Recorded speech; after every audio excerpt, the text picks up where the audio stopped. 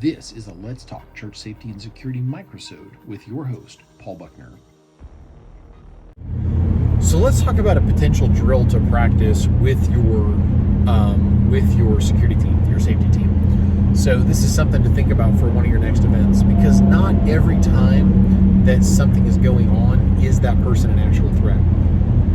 I'll give you a real life situation that happened to us that is something to think about. One of my guys contacts me on the radio and he's like, Paul, can you come to the lobby now, to the foyer now? And I was positioned in my last church where I was very close to the back doors, and I moved very quickly there, and I'm like, what do we got? And this lady had come into our parking lot at 50 miles an hour. You've probably heard me tell the story before. She'd come into the parking lot very, very quickly, and when she did, she does a slide stop, and I literally reached up and locked the door, put my foot against the bottom of the door and locked it, and had my hand under my shirt on my weapon, because I didn't know what we were facing. It was unclear at that point the gender of the person, which gender is not there's no exemption for gender.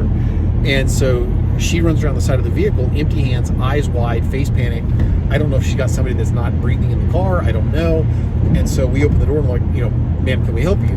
And she says, my friend just found out she has, and it was some really bad illness, and I need prayer right now. And so we grabbed a ministry team member, and we all prayed right there. Alternately, also at my last church, we had a bus driver that was driving the speed limit, doing everything that he could do normally. There was a neighborhood dog in this rural environment that was suicidal. This dog would attack any vehicle, and I don't mean run up, bark, bark, bark, bark. I mean like grab onto the car and try to tear it up. This dog was stupid, and the owner wouldn't do anything about it. And so the bus driver is doing all the things that you're doing when you're driving, checking the mirrors and everything. And as the bus driver is driving, the dog ran out point blank and was under the wheels before the bus driver had time to react. And the bus driver ran over, and the dog was killed. The dog apparently got its wish. It was apparently suicidal.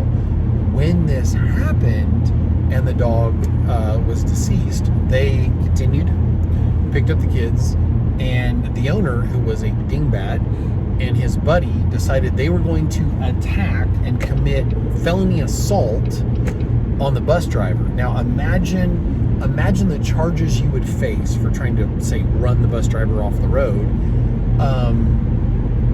But these people followed the bus driver back to our church. Now there's some lessons in this to be learned and thought about, but you could do a similar drill, kind of riff off of this and come up with your own ideas.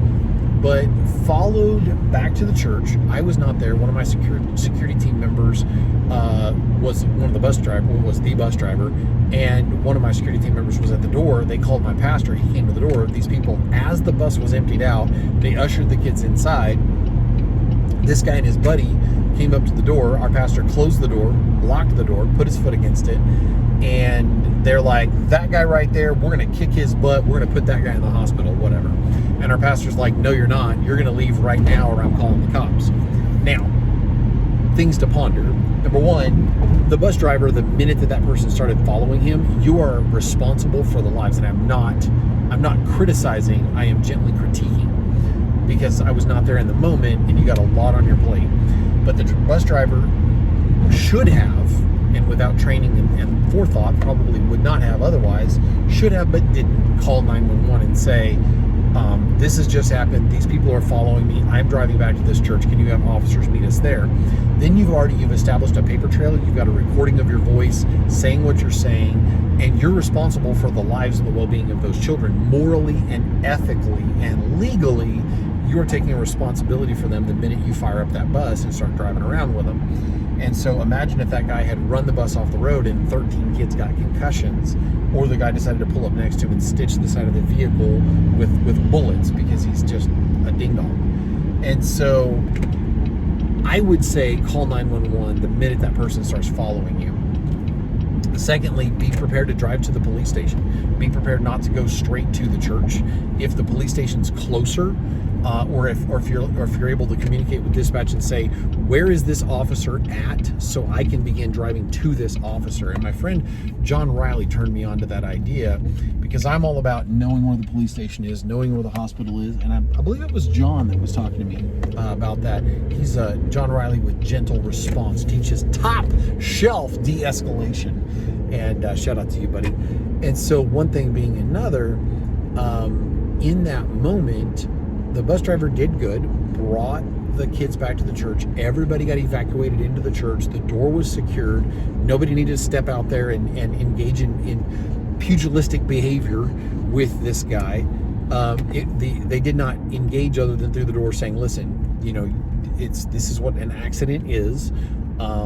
Your dog ran underneath the tires of our police officer's vehicle, and your dog is, you know, it's an accident.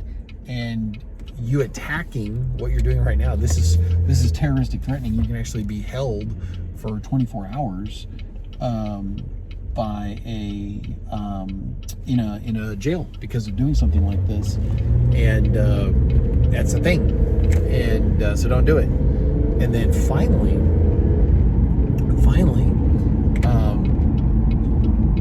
you're definitely responsible for the lives of those children. So be careful, because this person may actually try to assault your vehicle. So bringing that all the way back, let's shake off the chaff and get to the seeds here, the kernel of the matter.